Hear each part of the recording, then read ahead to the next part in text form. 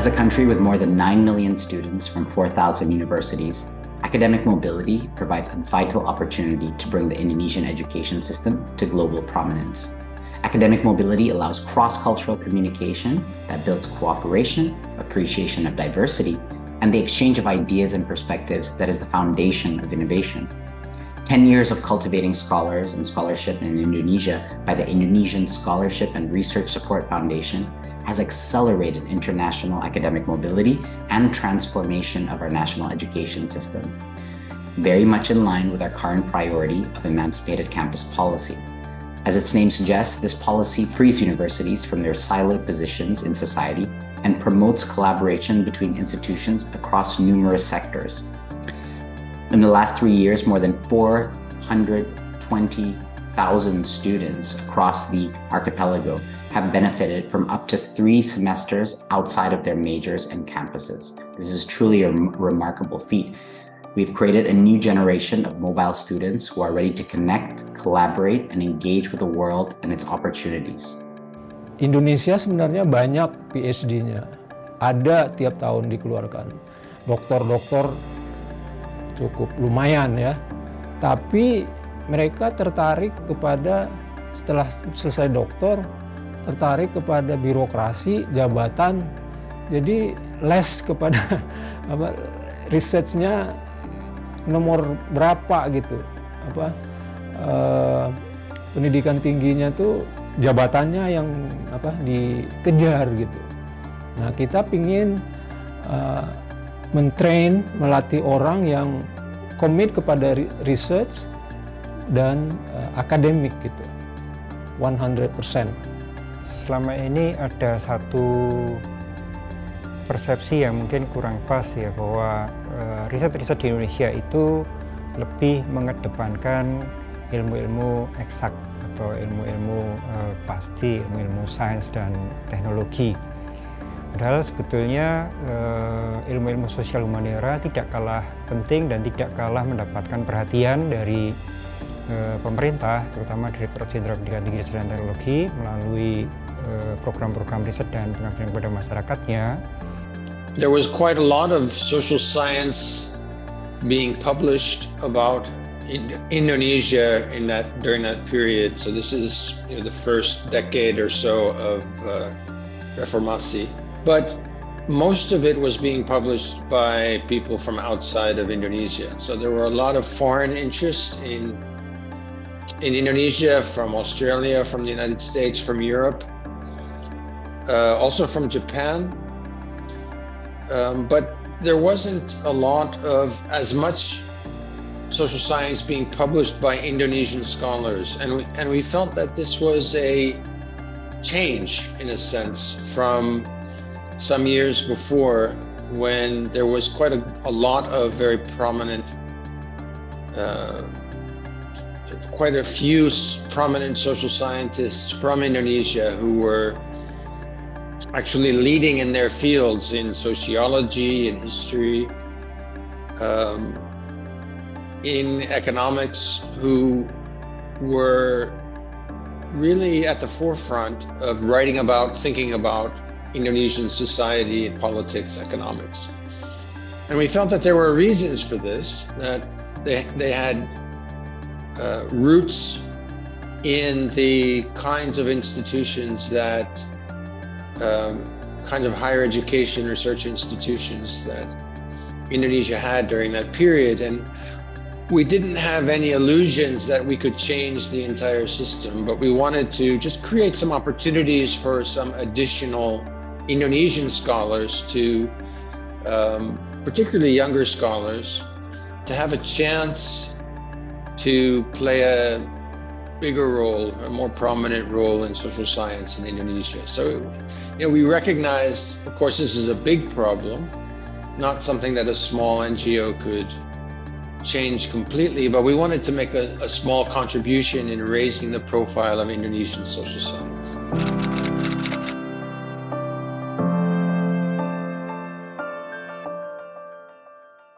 Kami pada waktu itu sedang semangat-semangatnya ya karena kami melihat bahwa di Indonesia ini masih belum ada lulusan internasional, tapi kemudian di sini mereka stay dan kemudian bisa menularkan ilmu kepada anak-anak muda kita. Salah satu concern kami adalah memang mendevelop pemikir-pemikir muda yang sebenarnya dalam dunia social science itu ada gap ya antara generasi sebelumnya dengan yang sekarang berkembang. Dan memang kekaguman kami terhadap banyak pelopor-pelopor social science mau nggak mau juga harus diimbangi dengan lahirnya pelopor-pelopor baru dari social science yang kami harapkan akan muncul gitu. Sayangnya memang kita tahu ilmu sosial itu dianggap sebagai ilmu yang second line gitu ya. Perkembangannya juga tidak terlalu cepat, padahal kita tahu perkembangan dunia mengenai sosial, isu-isu masyarakat itu cepat banget. Nah, atas dasar itulah kami cukup prihatin dan juga tentunya berharap banyak lahirnya para cendekia yang bukan hanya dari kalangan dunia luar ya, tetapi lahir dari genuinely Indonesia. Dan makanya harus ada dong yang melakukan itu secara aktif. Ya. Dibuatlah ISRSF. ISRF punya peran nanti merekrut, ya, mentrain, melatih, mendidik, dan memberi support scholarship untuk mencapai scholar world class tadi. Ya. Dan itu dilakukan dengan Northwestern University. Kebetulan para pendirinya ada yang bisa menghubungkan ide tadi, ya, apa yang kita inginkan itu sebenarnya. Jadi world class researcher dan akademik yang 100% komit dengan research dan dunia pendidikan di Indonesia yang akan memajukan dunia akademik dan riset di Indonesia gitu. Pulang mereka total commitment gitu. I think we felt that there were opportunities to make a difference, to create spaces for young scholars, in particular young social scientists, to make a difference in Indonesia. We hoped that others would do similar kinds of projects, and so we were hoping to be a kind of a model, perhaps for other foundations, for other universities to contribute. So we didn't expect to change the entire system, but we hope to create one strong example of Indonesian social science. Now, there were, of course, many precedents to this kind of activity. I mean, the Ford Foundation is a huge American foundation and had spent many millions of dollars on scholarships for Indonesian social scientists over many decades. So we didn't imagine that we were operating on that scale, or that we could ever sort of replicate that model. So we weren't going for volume. In other words, we weren't going for large numbers of Indonesian social scientists. What we were hoping to do was to create a group of social scientists, young social scientists, with a very strong commitment to research. And we hope to do that on both ends of the training and research spectrum. So in other words, we wanted to identify some young scholars who perhaps wouldn't have an opportunity to study overseas. ISRSF is a very interesting foundation because not only is it a private foundation in civil society in Indonesia, but from the very beginning, it has been an international collaboration. And that collaboration has included not only prominent Indonesians, but also a group of American scholars. And now in our most recent phase of ISRSF, we're engaging also Europe through connections to the United Kingdom. And so from the very beginning, the goal has been to engage this project domestically in Indonesia as well as internationally. And it's really been a cooperation also of institutions. So there has been a role played by higher education institutions in Indonesia, a role played by international foundations like the Ford Foundation, also Northwestern University, University of London SOAS. So it's been a real international collaboration. And now with a set of domestic Indonesian partners as university partners, there's a whole group of institutions there as well. And through the institutes that we've launched, we're also engaging Australia as well. So it is multi-dimensional, multinational, and it's been a real collaboration in that sense. One of the roles that was very important and very strategic for this initiative and for launching this foundation and doing this educational work was to raise funding. And that meant that we had to find donors who really cared about the long term. They were looking to a long-term future of Indonesia, and they weren't looking for quick fixes or quick wins. Instead, all the people who donated to this program understood that this would really be realized in terms of its potential, in terms of its impact, in a period of 5 years, 10 years, 15 years. And so I think it takes a very special kind of donor with a very forward-looking perspective on Indonesia to invest their funding in education, to believe in knowledge, to believe in the expertise of the scholars and of the institutes that are being launched through this program. And so not just any donor is interested in doing something like this. It takes a very special set of donors, and we've been very fortunate at ISRSF to be well funded by Indonesian donors who have that kind of vision for the country.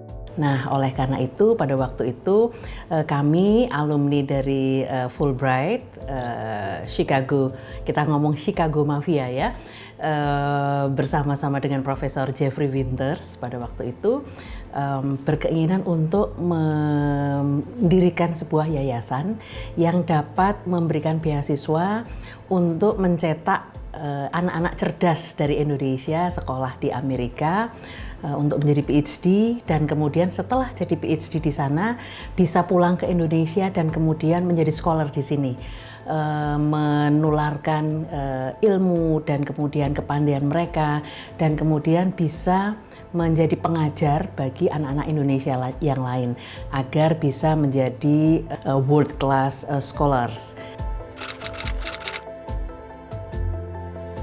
Kita ingin ada ilmuwan-ilmuwan, para peneliti yang yang bukan semata-mata berasal dari dari lingkaran-lingkaran elit, tapi memang orang-orang yang kita pilih yang mereka memang memiliki potensi-potensi baik, dan memang sudah karena kan nanti ada seleksinya gitu ya. Jadi mereka memang sudah terbukti baik di kampus maupun di organisasinya, di pekerjaannya, yang memang sudah mulai melakukan riset-riset dan pemikiran-pemikiran baru untuk kemudian nanti kita berikan kesempatan untuk belajar, mendapatkan beasiswa sehingga mereka menjadi lebih baik lagi dan bisa mendapatkan tempat yang lebih pas untuk menyampaikan pemikiran-pemikiran mereka. Saya melihat bahwa apa yang ditawarkan di SRF ini sungguh luar biasa ya, menggerakkan pengetahuan sosial, terutama ya ilmu sosial di Indonesia, karena menyasar anak-anak muda ya, mencari generasi muda yang bisa berkontribusi di tingkat dunia gitu ya. Nah, dalam 10 tahun itu setiap tahun ISRF menghimpun dana yang berasal dari Indonesia untuk Indonesia. Nah, ini saya kira sangat penting untuk membangun keterlibatan berbagai pemangku kepentingan guna memajukan dunia pengetahuan di Indonesia. Yayasan Resep adalah mungkin ya, saya yakin satu-satunya yayasan yang menyiapkan secara berkelanjutan, secara konsisten puluhan orang, ya 20 lebih orang Indonesia, talenta muda Indonesia untuk mendapatkan pendidikan terbaik di universitas papan atas dunia, untuk menjadi scholar yang akan mengembangkan pendidikan tinggi dan riset di Indonesia. Dan itu kemudian diceritakan rencana itu kepada saya, dan yang saya waktu itu mengerti upaya pertama adalah mencari seperti talent scouting gitu ya, anak-anak muda Indonesia yang punya minat pada studi sosial, dan terutama ditekankan ilmu sosial dan humaniora waktu itu, seingat saya, yang berkeinginan untuk menghabiskan waktunya untuk penelitian mengenai Indonesia gitu. Jadi ada komitmen keilmuan di sana gitu, dan lalu diwujudkan dalam bentuk penyebaran beasiswa itu. Nah, ini satu program yang sangat ideal, sangat bagus. Kita menjaring anak-anak muda untuk betul-betul konsentrasi fokus pada bidang-bidang yang kita anggap strategis untuk masa depan Indonesia, dan kita ingin mereka itu nantinya menjadi cikal bakal dari sebuah think tank yang kita akan dirikan di Indonesia. Nah, think tank yang akan bicara mengenai governance, mengenai reform, ya, mengenai demokrasi, dan itulah mimpinya pada waktu itu. Selama 10 tahun itu sudah diberikan beasiswa untuk 25 anak muda ya yang berbakat dari berbagai macam bidang ilmu ya, sosial ya, antropologi, sejarah, politik dan berbagai macam disiplin lainnya. Nah, anak-anak muda itu 25 orang itu mendapatkan beasiswa yang sangat membantu mereka ya. 1 tahun penuh untuk menyiapkan diri apakah mereka bisa meningkatkan kapasitasnya untuk masuk program doktor. Nah, setelah 1 tahun mereka kemudian dipilih yang berhasil untuk masuk program doktor meneruskan ke program doktornya ya. Ada kandidat-kandidat yang sangat bagus ya, yang kita bisa dorong untuk berkembang ya, dan menjadi ya bintang dalam dunia akademik di Indonesia. Pak Ariman almarhum itu sudah 12 tahun meninggal. Ya 11 tahun meninggal. Kemudian dari masa hidupnya memang sebetulnya lebih bergelut pada pendidikan, ngajar. Nah, sampai suatu saat dia harus ke Telkom dan lain sebagainya, yaitu tentunya ada kesempatan lain untuk bisa, dasarnya tuh emang sebagai orang pemerhati atau aktivis yang memperhatikan kepentingan masyarakat ataupun negara. Dengan jabatannya siapa tahu dia bisa memberikan sumbangsihnya. Tapi kan nggak bisa berlama-lama di situ karena memang hatinya atau jiwanya emang ada di pendidikan. He is an educator, dia lebih kepada pendidikan. Pendidikan itu akar, core dari kehidupan bernegara. Pendidikan itu orang akan mati-matian ya, biar nggak punya uang, biar nggak punya apa-apa, asal anak-anaknya atau keturunannya atau keluarganya atau semualah yang ada di sekitar kita itu berpendidikan.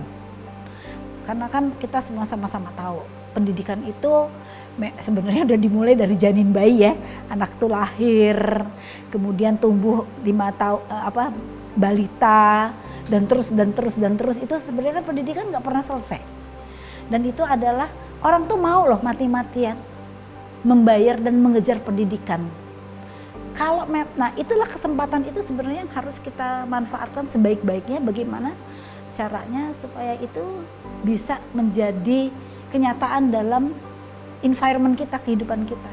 Nah itu kan diciptakan, kan nggak bisa dong kalau kita nggak kasih sarana dan prasarana, mereka tiba-tiba pingin ini, pingin itu juga nggak ada sarana dan prasarananya.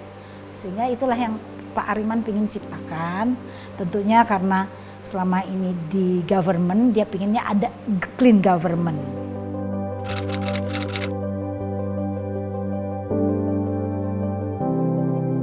This program just became such a huge part of my life.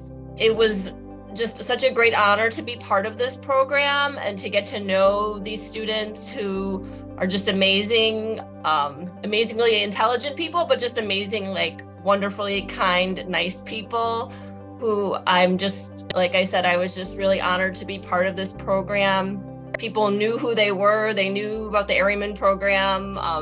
Departments would reach out to us asking, we would love an Airman program, or we'd love an Airman student in our program this year. They just added so much to the social sciences at Northwestern, and the program was housed at the Buffett Institute at Northwestern, and they also had a big impact on the Buffett Institute as well, like not just with the students, but with my colleagues, my staff members. Everyone knew who the Airmen were, and they just really enjoyed sharing office space with them, getting to know them, and again, they had such a transformative effect on Northwestern. Pengalaman yang mengesankan tentunya secara seluruh perjalanan menjadi Ariman Scholar itu mengesankan bagi saya ya, terutama yang paling jelas adalah memang saya diberi kesempatan untuk belajar di institusi universitas di Amerika Serikat yang termasuk yang salah satu yang terbaik di US dan bahkan di dunia.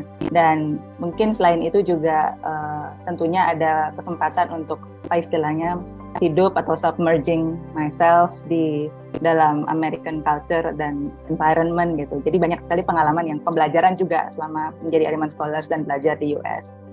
Yang paling mengesankan itu pastinya begadang bareng, kita sebutnya militansi, di mana terutama saya dengan teman seangkatan saya Yos, itu kami pasti di kantor tuh bisa sampai malam, bahkan bisa sampai subuh di perpustakaan. Itu kita akan bergantian. Misalnya kalau ada yang mulai mengantuk, tolong bangunin saya jam sekian. Jadi gantian kayak ngeronda sebenarnya, cuma bedanya menulis paper. Itu yang paling berkesan sih, proses militansinya selama 3-4 tahun. Tapi di luar itu saya juga sebenarnya memiliki satu momen yang cukup mengesankan, yaitu saat saya membandingkan antara saat saya pertama kali masuk PhD dan saat saya lulus gitu. Saat saya berefleksi atau membandingkan kedua momen itu, saya benar-benar cukup takjub gitu ya, bahwa dalam 7 tahun banyak hal yang berubah dalam diri saya dan juga mungkin oleh lingkungan di sekitar saya. Kalau benefitnya banyak jelas. Yang paling utama tentunya sebagai mahasiswa mencari beasiswa adalah ada financial support ya, dan memang kalau menurut saya beasiswa dari ICRSF di Ariman program ini termasuk yang sangat generous dibandingkan scholarship lain yang tersedia untuk mahasiswa Indonesia. Pertama, financial supportnya itu tidak hanya dari untuk tuition dan monthly allowances. Jadi yang paling mungkin membuat mahasiswa gembira adalah biasanya ada funding untuk buku, karena itu mahal dan biasanya jarang di-cover kan. Terus ada juga funding untuk research grant kalau kita melakukan penelitian di terutama mungkin Southeast Asian region gitu. Dan juga apalagi ya, ini jadi kami diberikan ruangan yang merupakan hal yang luxury ya, bahkan untuk graduate student di Northwestern, dan kita bahkan tidak bisa bilang ke yang lain karena mungkin akan membuat jealousy or something. Jadi memang office space itu dibutuhkan dan itu individu ya, jadi kami masing-masing mendapatkan ruangan. Kalau untuk saya pribadi, jaringannya SRSF karena kan ada alumni Northwestern lainnya seperti Mbak Rino, Mbak Pungki dan sebagainya, itu terus terang karena lini pekerjaan mereka berhubungan dengan riset saya, jadi jaringannya SRSF tentunya sangat menguntungkan bagi saya dalam hal pengembangan riset dan pengembangan jaringan saya sendiri juga. Jadi iya, tentunya ada beberapa hal yang mungkin saya took for granted ya, saya sedikit kurang begitu memikirkan atau berterima kasih untuk beberapa hal yang SRSF sediakan itu. Misalnya dulu sebelum Mbak Far tuh ada Mbak Sari, itu banyak hal yang beliau bantu gitu kan, secara logistik, administratif, dan jaringan juga, yang kalau nggak ada pekerjaan-pekerjaannya dia itu nggak jalan gitu kita ke Amerika. Tapi di luar itu berada dalam satu komunitas Hariman ini, saya berpikir bahwa itu juga menjadi sebuah semacam support system sih sebenarnya. Untuk karir akademik saya, untuk proyek-proyek penelitian saya. Jadi kita akan selalu punya lingkungan di mana kita bisa menguji coba ide kita gitu.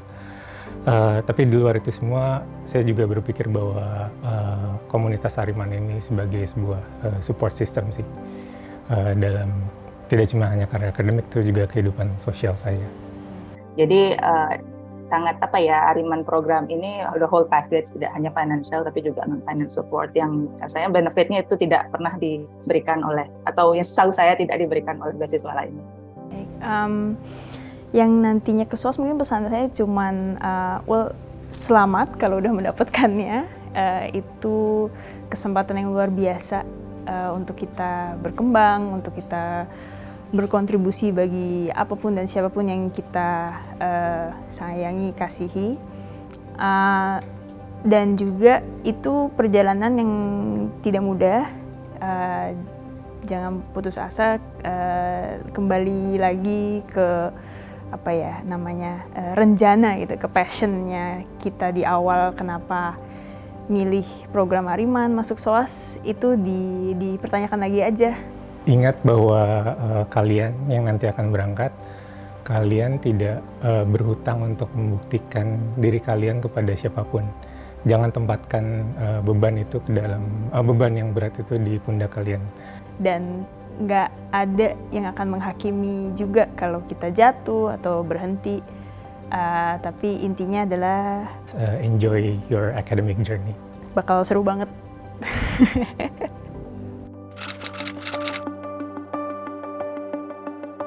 Researcher kita kan masih terbatas ya, peneliti-peneliti.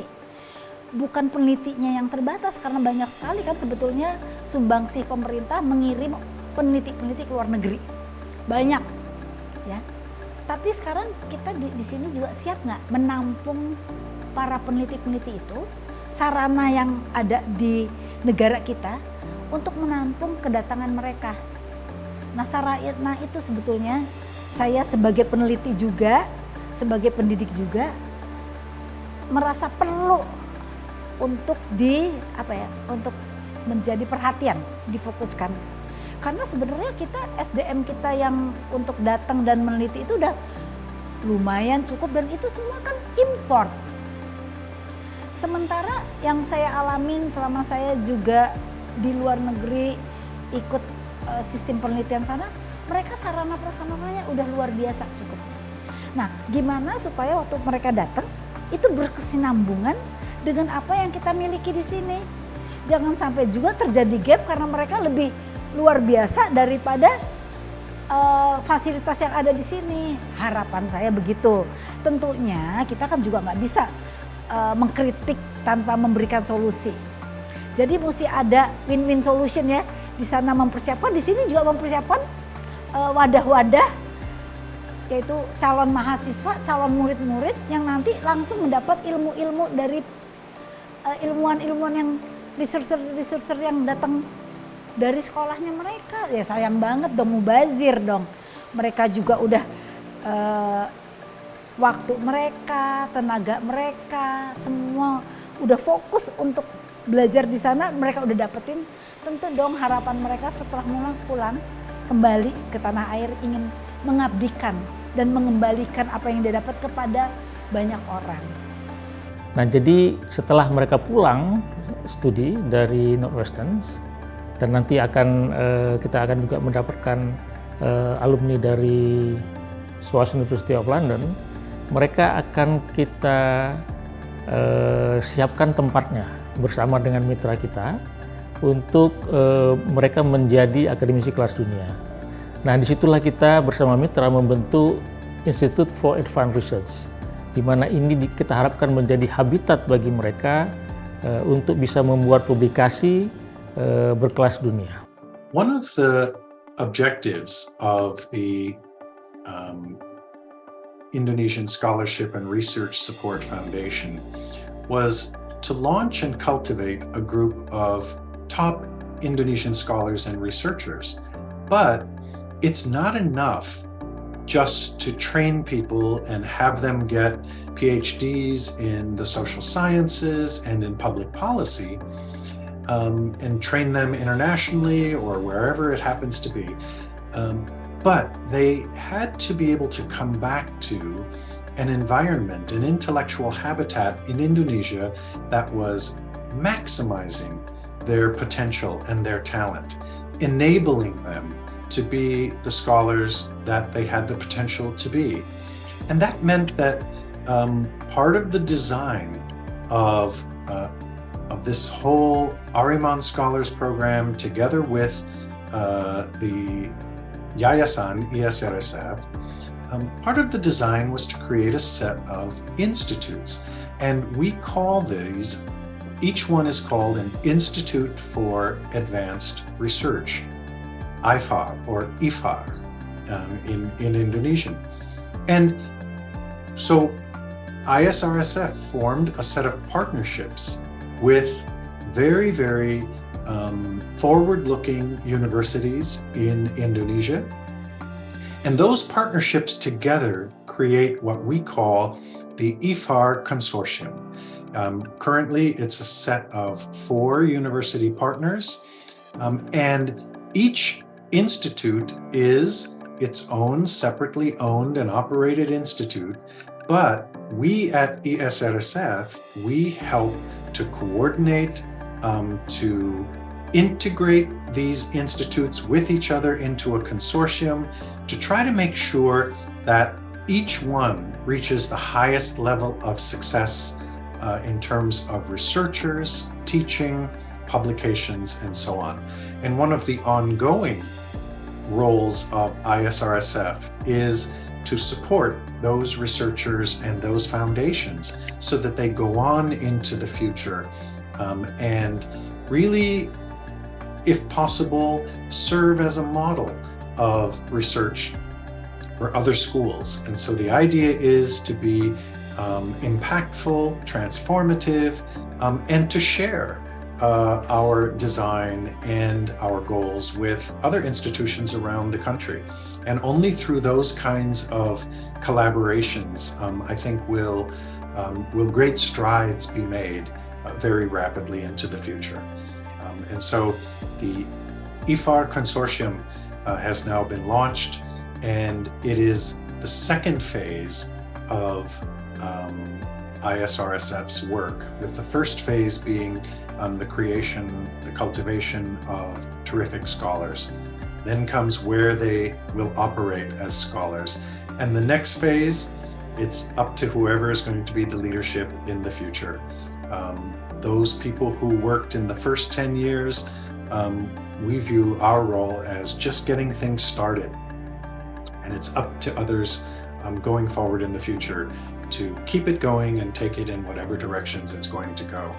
And we just hope that we leave behind something that is excellent, strong, and will last well into the future.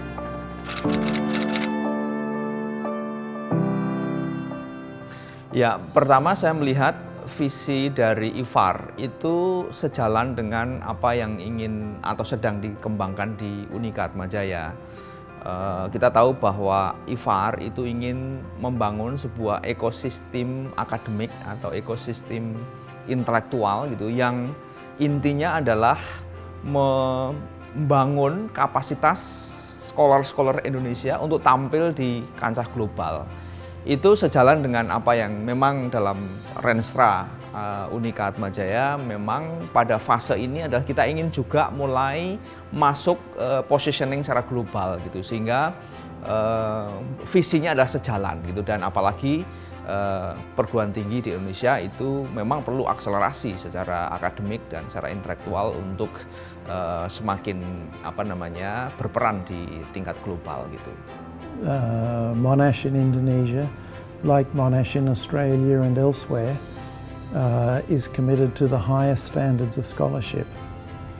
Our particular mission is to make a strong and clear contribution to the further success of Indonesia. That's our mission here at this campus. And to do that, we want to hire the best academics from around the world, whether these are Indonesian citizens or other citizens. So to have IFAR scholars as part of our academic community, that's a good thing. That's consistent with what we're trying to do. So we are pleased to partner with IFAR. Sudah sangat jelas ya bahwa berbagai kemajuan dalam bidang teknologi, ekonomi, pemerintahan yang terjadi di negara maju itu kan pada awalnya pasti dimulai dengan sebuah riset. Ada roadmap riset, strategic planning yang dibangun lewat research. Kalau kita membangun bangsa, negara, building apapun tanpa riset yang bagus, maka nanti tidak akan solid hasilnya. Nah, dalam konteks ini, IFAR, Institute for Advanced Research, bagi kami sangat penting. Satu, untuk memperkuat kampus kami sebagai universitas yang memang sangat menekankan research. Kedua juga untuk memproduksi keilmuan yang solid dan visioner ke depan. Dan ketiga, agar dari kampus ini juga menghasilkan produk knowledge pemikiran yang kita sumbangkan baik pada pemerintah, baik pada dunia keilmuan yang memang itu teruji dan memang sahih, punya fondasi yang solid berdasarkan research. Kerjasama dengan ASRF tentu saja menjadi salah satu entry point yang penting bagi kampus U3I untuk bisa mengakses scholarship global, pertukaran dengan intelektual, dengan profesor dari luar negeri, dan juga berbagai bentuk kerjasama internasional yang dimungkinkan karena ada IFAR ini. Itu salah satu yang menurut saya paling penting. Dan juga yang paling penting menurut saya adalah kerjasama dengan sebagai bagian dari konsorsium IFAR ini, dia mendorong kampus ini tidak sekedar menjadi resipien. Jadi umumnya di Indonesia itu masih ada mindset hubungan dengan pihak luar negeri itu seperti hubungan antara donor dengan resipien gitu. Dan kami melihat dengan masuknya U3I dalam konsorsium IFAR ini, kita juga berkesempatan menjadi partner strategis dari U3I dengan konsorsium IFAR yang lain dan juga dengan scholarship global. Jadi mudah-mudahan nanti akan tercipta peluang-peluang kerjasama riset, pertukaran dan lain-lain yang skalanya global tetapi tidak dalam konteks donor resipien itu. Dan ini saya kira yang sangat membedakan kerjasama dalam bentuk konsorsium IFAR ini dengan mungkin kerjasama-kerjasama internasional yang lain.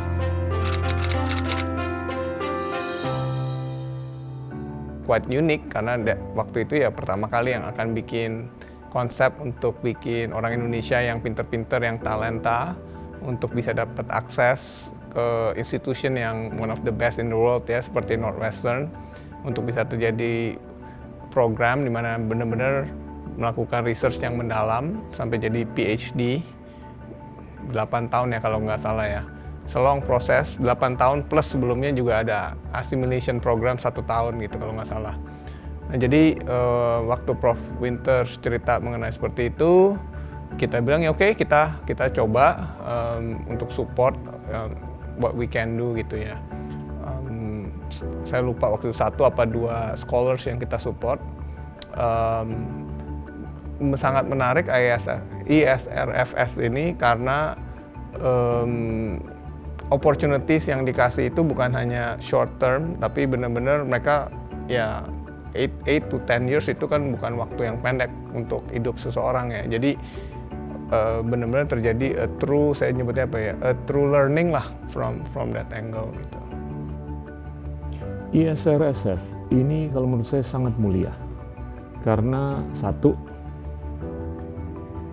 fokus untuk memastikan bahwasanya setelah mereka selesai di sana dan mereka balik ke Indonesia, mereka harus balik ke kampus. Bahwasanya mereka tidak boleh diberdayakan di dimensi yang lain, hanya di dimensi akademisi. Ini luar biasa, karena kita sangat kurang kapasitas untuk melakukan research and development. Dan kalau kita mengacu ke yang paling dasar aja, ini kan ada ukuran namanya PISA, yang mengukur profisiensi bahasa, profisiensi pengetahuan mengenai ilmu alam atau STEM, Science, Technology, Engineering, Mathematics, di kalangan anak-anak umur 15 tahun. Indonesia itu posisi nomor 71 dari 78 negara yang diukur. Ya kan? Kalau ini menurut saya berkorelasi dengan kurangnya partisipasi dan jumlah cendekiawan-cendekiawan yang berada di kampus. Bahwasanya yang nanti selesai dengan program ini balik ke kampus untuk bersumbangsih mengajar. Ini luar biasa. Ini yang pertama. Yang kedua, kalau menurut saya skala. Apapun yang kita ingin lakukan, itu kalau tidak ada skala atau kurang skala, itu tidak akan berdampak seperti apa yang kita inginkan. Dan kalau saya lihat ini jumlahnya nggak kecil yang sudah disekolahkan untuk program ini. Dan skalanya ini kalau menurut saya cukup untuk berdampak, dan kita akan bisa melihat 20-30 tahun ke depan bahwasanya ilmu yang mereka raih, ilmu yang mereka kedepankan di kampus dan dibawa ke sini, ke Indonesia, ini akan sangat bisa dirasakan 10, 20, 30 tahun ke depan. Jadinya yang pertama adalah fokus untuk mereka berada di kampus. 2, tentunya dengan skala, ini akan membawa, saya rasa, benefit yang luar biasa untuk kita semua ke depan. Jadi kalau di BCA maupun saya secara pribadi maupun keluarga, yang paling penting kan manusia survive dulu. Survive tadi konsepnya harus benar. Konsep benar itu ada di mana? Education, edukasi. Baik dari yang tingkat paling dasar di rumah tangga masing-masing, di lingkungan, kemudian ya dari kecil ya TK, SD, SMP, SMA, universitas S1, S2, S3 gitu ya, dan seterusnya, dan kan belajar tidak ada habisnya juga. Tapi untuk program ini kan memang fokus di S3. Itu sudah mendalami nih, membuat konsep-konsep lebih dalam mengenai banyak bidang pula. Baik itu dari filosofi, sosial, science, medical, social politik, geografi, dan lain-lain. Dan kalau sudah level begini, bisa memiliki influence yang besar. Apakah itu influence nanti di universitas, yang bisa mengajar orang lain lagi, influence mungkin di perusahaan atau di negara, di pemerintahan, di institusi apapun juga, ini akan menjadi influence penting orang-orang ini. Dan tantangannya semakin mendesak di semua bidang, apakah itu di ekonomi, di social politics, ya, di agraria, medical, sebutin aja semua bidang-bidangnya. Banyak yang kita harus pikirkan untuk memajukan negara ini dan dunianya. Karena kalau Indonesia maju, bumi juga maju. Kita akan influence ke negara lain dan negara lain influence ke kita, semuanya nyambung. semuanya terkoneksi. Kita butuh menanam kaki kita nih di alam ini nih. Dari Indonesia juga kita bisa kontribusi. Yang bisa kontribusi itu adalah manusia. Manusia mulai dari edukasi. Itulah kenapa ada program ini. Standarnya yang Indonesia perlu itu mesti kelas dunia. Dan ISRSF saya percaya itu membantu untuk meningkatkan kualitasnya ya. Cendekiawan Indonesia menjadi kelas dunia setara dengan yang ada di Amerika dan di Eropa gitu, sehingga kualitas pemikirannya yang ada di benaknya publik Indonesia pun juga berkualitas. Jadi tanpa ini ya bukannya tidak berjalan, cuman belum tentu setinggi itu standarnya. Tentunya yang udah mulai kelihatan adalah scholar-scholar yang sudah dicetak ya dari Northwestern, dan totalnya nanti ada 20 lebih. Itu sebagian masih digodok, sebagian udah mateng, dan mereka yang nanti adalah legasinya dari ISRSF.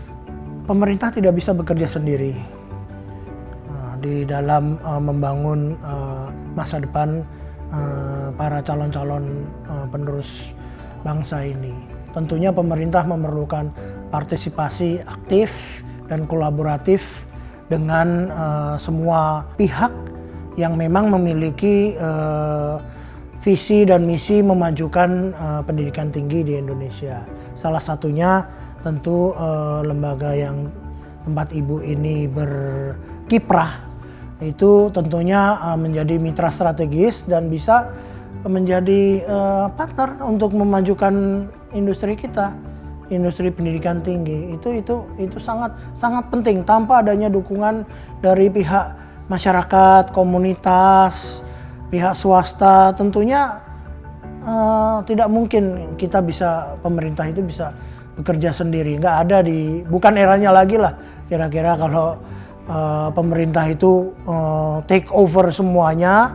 Itu udah mungkin menurut saya sih bisa dibilang itu udah usang ya, itu udah masa lalu. Sekarang ini memang harus bekerja sama dengan seluruh pihak di dalam maupun di luar negeri.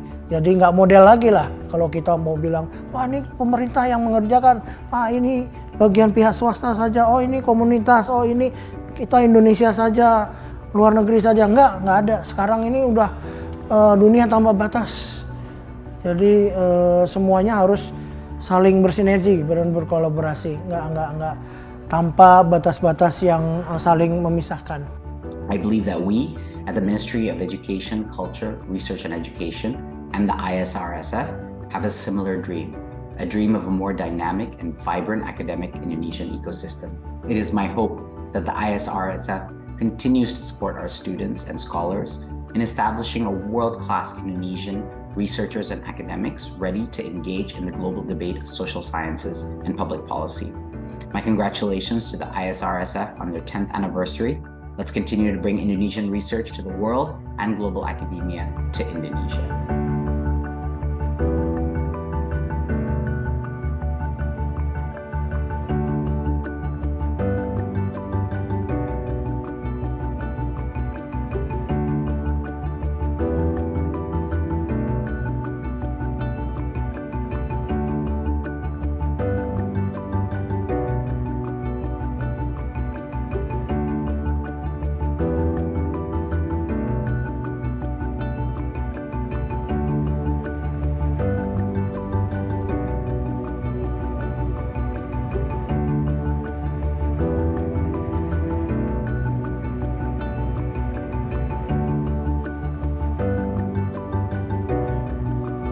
Tanpa terasa sudah 10 tahun ISRSF menjalankan misi menyediakan beasiswa dan mulai memasuki era memajukan riset dan pendidikan tinggi di dan untuk Indonesia.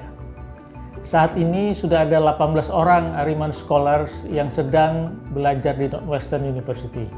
Dan 3 orang scholar yang lain saat ini sudah mulai berkarir sebagai research fellow, postdoktoral, di Institute for Advanced Research yang pendiriannya didukung oleh ISRSF. Sebentar lagi, ISRSF juga akan mengirimkan Ariman Scholars yang akan menempuh studi magister dan doktoral di SOAS University of London untuk bidang ekonomi dan kebijakan publik. Saya bangga menjadi bagian dari sejarah 10 tahun perjalanan ISRSF dalam upayanya menciptakan scholars Indonesia kelas dunia yang berkomitmen dan berdedikasi untuk pendidikan tinggi dan riset di Indonesia. Dalam kesempatan ini, saya ingin mengucapkan terima kasih yang sebesar-besarnya kepada Bapak, Ibu, pembina, pengawas, pengurus, kontributor, dan sahabat-sahabat ISRSF yang sudah ikut membangun ISRSF dan juga memberi kontribusi yang nyata bagi usaha yayasan ini memberikan beasiswa dan dukungan riset di tanah air. Saya ingin menutup ucapan terima kasih ini dengan menyampaikan apresiasi yang setinggi-tingginya kepada para donatur dan mitra ISRSF. Mereka adalah pertama PT Adaro, PT AKR Korporindo, PT BCA, PT Jarum, selanjutnya Raja Wali Foundation, William Suryajaya Foundation, dan Ford Foundation. Juga partner kami yang lain seperti beasiswa unggulan dari Kementerian Pendidikan dan Kebudayaan Indonesia, Lembaga Pengelola Dana Pendidikan atau yang biasa dikenal dengan LPDP, dan tentu Northwestern University. Terima kasih.